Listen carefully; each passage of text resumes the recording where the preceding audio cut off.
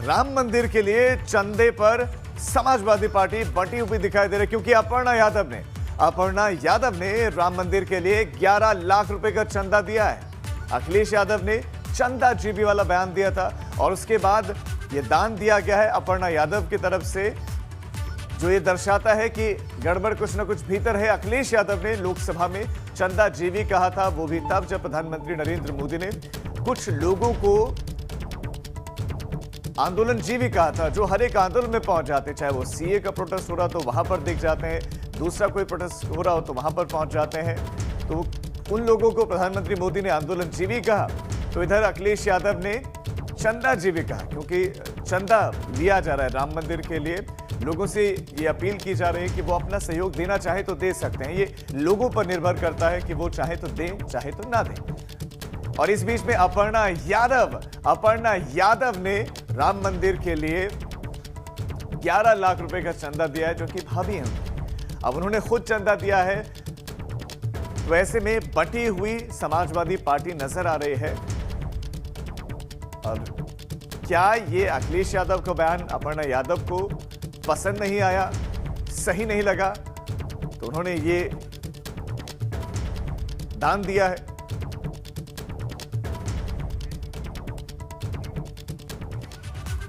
चलिए आपको सुनवाते हैं सपा के राष्ट्रीय अध्यक्ष अखिलेश यादव किस तरह चंदा लेने वालों को चंदा जीवी बोलते हैं और उन्हीं के भाई की पत्नी राम मंदिर में 11 लाख रुपए का चंदा देती है।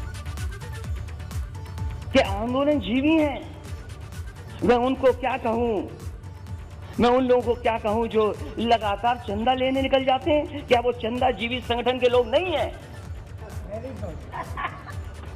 अगर वो हो सकते हैं जिनको आप आंदोलन जीवी बोल रहे हैं, तो आप भी तो चंदा लेने के लिए निकल पड़ते हैं, जब कहीं तब निकल जाते हैं आप। क्या आप चंदा जीवी नहीं है?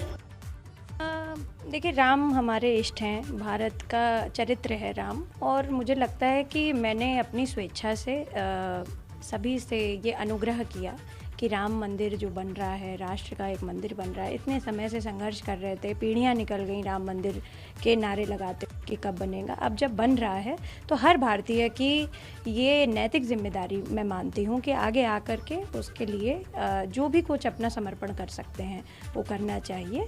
मैं तो कहूँगी कि जिन्होंने अभी भी नहीं किया है उसके लिए कुछ भी, तो मुझे लगता है उन लोगों को आगे आना चाहिए। आज हमने भी अपने तरफ से, अपने लोगों की तरफ से ये राशि इकट्ठा करी और प्रमुख लोगों को दी।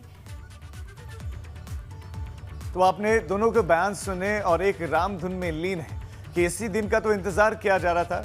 ऐसे में उन्होंने भी सबसे आग्रह किया कि वो भी चंदा दें। अखिलेश यादव का बयान आपको हमने सुनवाए हैं, जो कह रहे हैं कि चंदा जीवी है, आंदोलन जीवी, तो ये भी चंदा मांगते हैं, तो ये चंदा जीवी हैं। और इस बीच में अपर्णा यादव ने 11 लाख रुपए का चंदा दे दिया। 11 लाख रुपए का चंदा तो दिया ही, साथ ही साथ कहा कि हमारे देश का चरित्र है राम, हमारे इष्ट हैं राम। और शैलेश अरोड़ा हमारे संवाददाता खबर पर ज्यादा जानकारी के साथ जुड़ गए। शैलेश, अखिलेश यादव का बयान, वो भी संसद में चंदा जीवी कहते हैं, तो क्या आप ये इशारों में दान देकर, इतनी राशि दान देकर अपर्णा यादव को संदेश देना चाहते हैं, अखिलेश यादव को? राजीव, देखिए, अखिलेश यादव ने इस राम मंदिर को लेकर इस तरह का बयान पहली बार नहीं दिया। इससे पहले भी उनकी प्रेस कॉन्फ्रेंस में भी इस तरह के बयान सामने आ चुके हैं, जिसके बाद काफ़ी विवाद भी खड़ा हुआ था। पार्टी के लोगों को उसको ढकने की कोशिश करनी पड़ी थी कहीं ना कहीं। और अब उसी परिवार की, उसी मुलायम सिंह की छोटी बहू अपर्णा यादव ने जिस तरह से 11,11,000 का चंदा दिया है, जो अवध क्षेत्र के प्रांत प्रचारक है आरएसएस के कौशल जी, उनको, और उसमें साफ इसके बाद खुद अपर्णा। शैलेश, मैं आपके पास आ रहा हूँ। इस वक्त आलोक अवस्थी जी हमारे साथ जुड़ गए हैं, प्रवक्ता हैं बीजेपी के। आलोक जी, अपर्णा यादव ने 11 लाख रुपए का चंदा दिया है। अखिलेश यादव चंदा जीवी कहते हैं आपको, लेकिन अपर्णा यादव, उन्हीं के परिवार के सदस्य, चंदा दे रहे हैं। देखिए, जो राम मंदिर तीर्थ ट्रस्ट बना है वो कोई भारतीय जनता पार्टी का ट्रस्ट नहीं है, और आदरणीय सुप्रीम कोर्ट ने जो निर्णय लिया था उसके आधार पर ट्रस्ट बना हुआ है।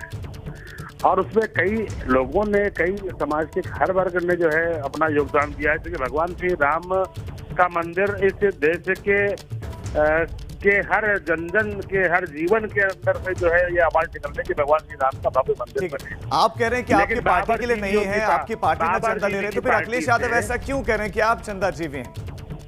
देखिए, बाबर जी भी जिनके आराध्य है, जो बाबर जीवियों की जो है राजनीति करते हैं, उनको जो है भगवान श्री राम के मंदिर के लिए अगर एक ईंट भी जुड़ती है तो उनको बहुत कष्ट होता है। इसी तरह से क्योंकि इन लोगों ने राम भक्तों का खून बहाया है, भगवान श्री राम के मंदिर बनने में हर तरीके से रोड़ा बनाया है, तो ये आप हजम नहीं कर पा रहे हैं कि अब इनकी कोई सुनवाई कहीं पे होनी नहीं है और जन जन के आराध्य भगवान श्री राम के लिए जो है अब लोग आगे बढ़ के आ रहे आलोक हैं। जी, क्या आप अखिलेश यादव को बाबर जीवी कह रहे हैं? निश्चित रूप से जब वो चंदा जी भी भारतीय जनता पार्टी को बोल रहे थे, उनको बाबर जी सुनने का भी जो है वो मादा रखना चाहिए। और उनके घर से, उनके परिवार से ही जो अपर्णा यादव जी हैं, उन्होंने भी 11 लाख रुपए दिया, वो उनकी श्रद्धा का परिचायक है। तो अखिलेश यादव जी कम से कम अब तो बाबर जी भी बनना छोड़ दीजिए और आप भी राम जी भी बन करके कम से कम कुछ जो है मंदिर में सहयोग करिए। मैं तो आपको ये कहना चाहता हूँ। आलोक जी, मैं आपसे ये जानना चाहूंगा कि क्या आपको लगता है कि समाजवादी पार्टी में परिवार में ही सब कुछ ठीक नहीं है कि एक तरफ चंदा जीवी कहा जाता है जो दान दे रहे हैं, दूसरी तरफ उन्हीं की परिवार के सदस्य चंदा दे देते हैं, वो भी 11 लाख रुपए? देखिए, आपने देखा होगा ये पूरा कुनबा एक कुनबे की ही पार्टी है और इस कुनबे के विभिन्न रूप हम लोगों ने समय समय पर देखे हैं।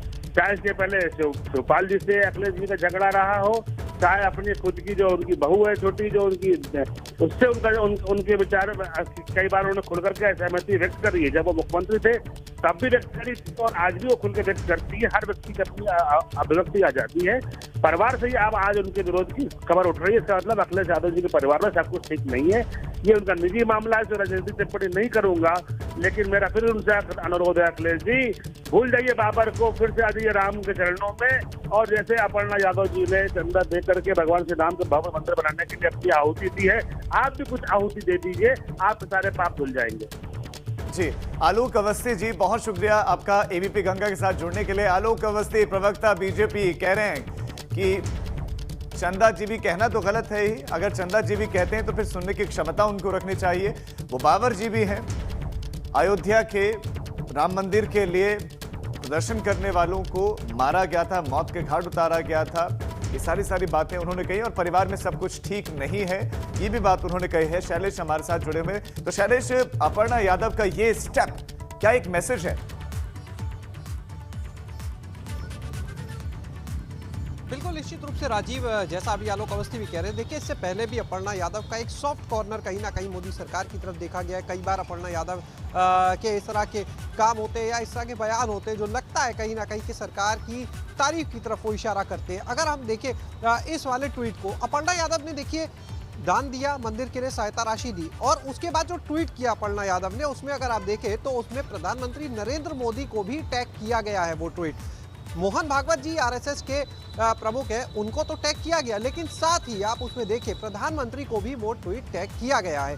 कहीं ना कहीं अपर्णा यादव का चाहे बयान हो, चाहे वो एक ट्वीट हो, कई तरह के संदेश, कई तरह के मैसेज देता है। एक तरफ अखिलेश यादव जो है वो चंदा जीवी कहते हैं जिन लोगों को, दूसरी तरफ अपर्णा यादव जो है वो उन्हीं के माध्यम से, क्योंकि देखिए एक और अहम चीज कि जो दान दिया जाना है।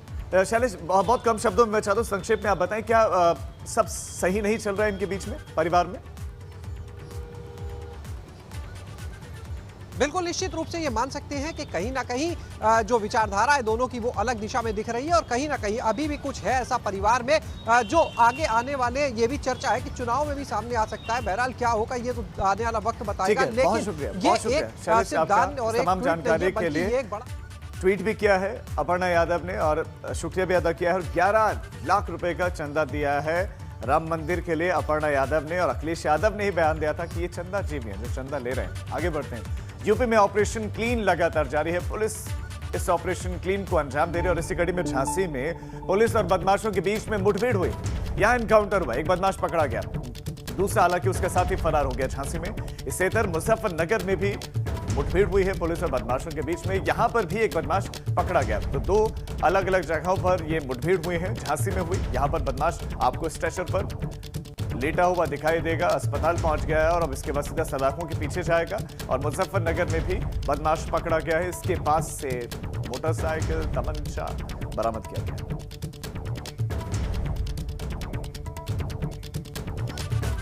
मुठभेड़ आगरा में भी हुई है। पुलिस और बदमाशों के बीच मुठभेड़ में पैर में गोली लगने की वजह से एक बदमाश यहां भी पकड़ा गया और पुलिस ने घायल बदमाश को गिरफ्तार कर लिया है। घायल बदमाश पकड़ा गया है। आगरा से यह खबर। बैंक लूट जैसी वारदातों में यह शामिल था। इससे पहले झांसी की खबर हमने आपको दिखाई, वहां पर एक बदमाश पकड़ा गया मुठभेड़ के बाद मुजफ्फरनगर में। वहां बदमाश पकड़ा गया, उसको भी गोली लगी है, वो भी घायल हुआ है। और आगरा में भी बदमाश पकड़ा गया है और दुर्दांत अपराधी जो बैंक लूट जैसी वाकयों में शामिल था पकड़ा गया है और इसके पास से भी हथियार बरामद किए गए हैं। तो इसको गोली लगी है, पैर में घायल है, अस्पताल में इसको भर्ती करवाया गया है और उसके बाद इसका भविष्य भी सलाखों के पीछे है। मोटरसाइकिल इसके पास से बरामद की गई है। तो आगरा से ये खबर, आगरा में ये कामयाबी मिली है पुलिस को। ऑपरेशन क्लीन के तहत 3 अलग अलग जगहों पर ये घटनाएं हुई है। 3 अलग अलग जगह पर एनकाउंटर हुआ है। झांसी में एनकाउंटर हुआ, मुजफ्फरनगर में एनकाउंटर हुआ और आगरा में ये एनकाउंटर हुआ है।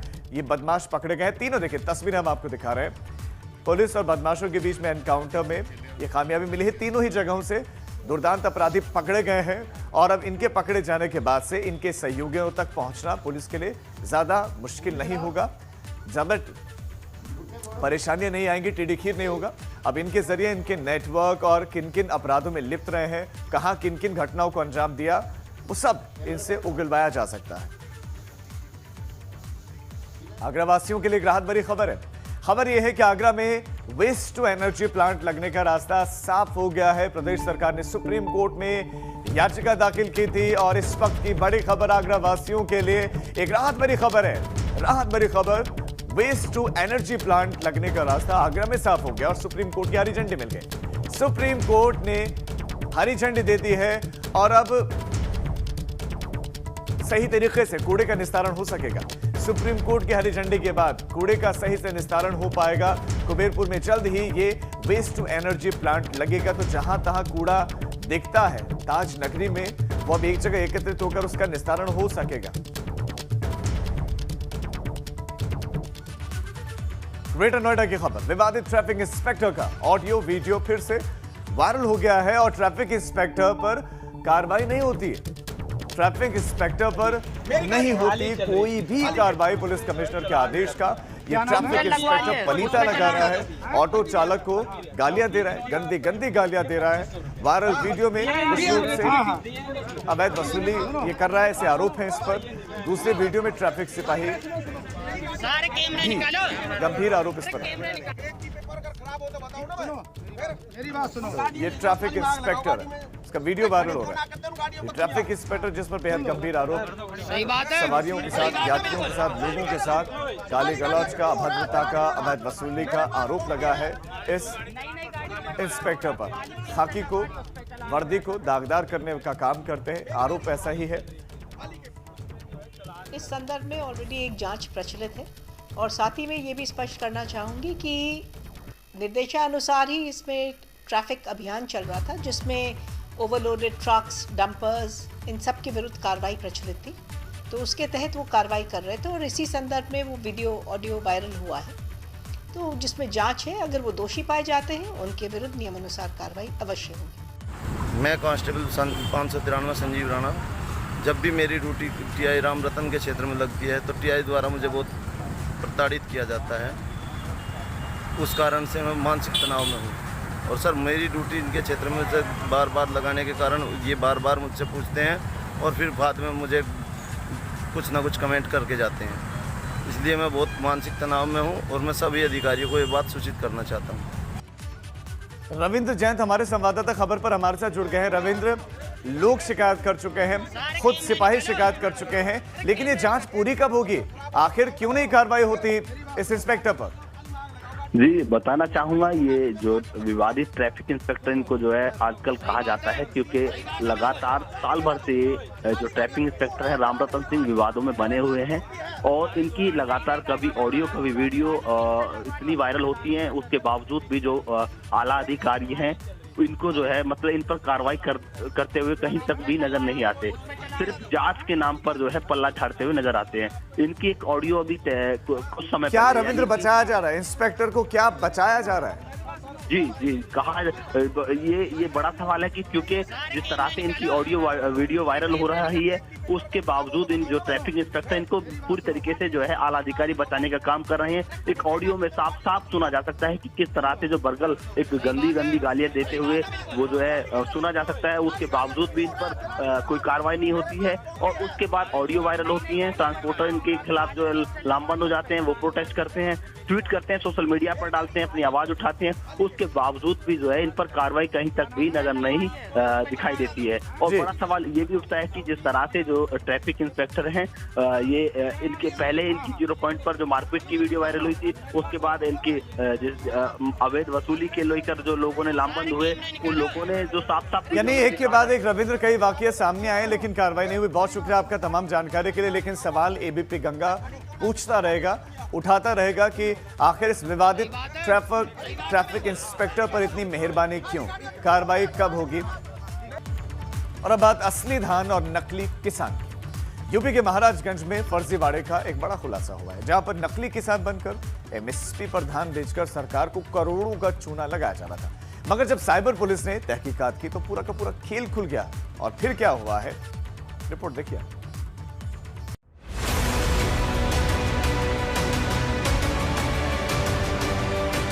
पिछले 86 दिन से किसान आंदोलन कर रहे हैं। उनकी मांग में एक बड़ी मांग एमएसपी की है। अब इसी एमएसपी को कुछ धोखेबाजों ने धोखाधड़ी का सबसे बड़ा हथियार बना लिया है, क्योंकि किसान आंदोलन के बीच धान खरीद में बड़े घोटाले का पर्दाफाश हुआ है, जहां महाराजगंज में क्रय केंद्र संचालकों ने फर्जी किसान बनाकर उनके नाम से सरकार को करोड़ों रुपए का धान एमएसपी पर बेच दिया। मगर जब इसकी जांच हुई तो पूरा रैकेट सामने आया। मुखबिर की सूचना पर साइबर पुलिस ने एक मकान में छापेमारी की, जहां पुलिस को मौके से करीब 7 लाख रुपए कैश, दर्जनों पासबुक, चेकबुक, 37 पेन ड्राइव में किए गए डिजिटल सिग्नेचर, 87 मुहर, 243 सिम कार्ड्स, 638 लोगों के फोटो, 654 आधार कार्ड, बैंक के 137 फॉर्म, धान खरीद की 435 रसीदें, क्रय पंजिका की 462 फोटोकॉपी, 11 सादा लीगल स्टैम्प पेपर मिले हैं। एक साथ धोखाधड़ी के इतने सामान को देखकर एक बार को तो साइबर पुलिस भी चौंक गई, जिसके बाद साइबर पुलिस ने उच्च अधिकारियों को सूचना दी और फिर कोतवाली पुलिस और क्राइम ब्रांच एक साथ पहुंची और 4 आरोपियों को गिरफ्त में लिया। लेकिन मुख्य आरोपी अभी भी फरार है। पुलिस जिसकी तलाश कर रही है, वहीं इस रैकेट ने कितनी ठगी की, इसकी जांच की जा रही है। पुलिस ने फर्जी दस्तावेजों के साथ computer, laptop, printer, scanner, ATM को भी कब्जे में लिया है। मुझे भी जानकारी प्राप्त हुई है कुछ देर पहले। इस पे संबंधित के यदि कोई विपरीत तथ्य पाया जाता है जो शासनादेश या नियम के अनुसार नहीं किया गया है, तो उसको पूरी तरह से जांच कराते हुए संबंधित के खिलाफ कठोरतम कार्रवाई संज्ञान में लाई जाएगी। इसमें किसी भी दोषी को किसी रूप में सहयोग करने की स्थिति में नहीं रहेंगे। साइबर पुलिस की इस कार्रवाई से सरकार करीब 1 करोड़ 20 लाख रुपए के फर्जी भुगतान से बच गई। वहीं फर्जीवाड़े के इस खेल में महाराजगंज के 2 बैंक और सरकारी क्रय केंद्रों की भूमिका भी सवालों के घेरे में है। अब सबकी जांच की जा रही है। जांच के बाद पता चलेगा कि फर्जीवाड़े के इस खेल में कौन कौन शामिल है और इसकी जड़ें कहां तक फैली हैं। Bureau report, ABP Ganga.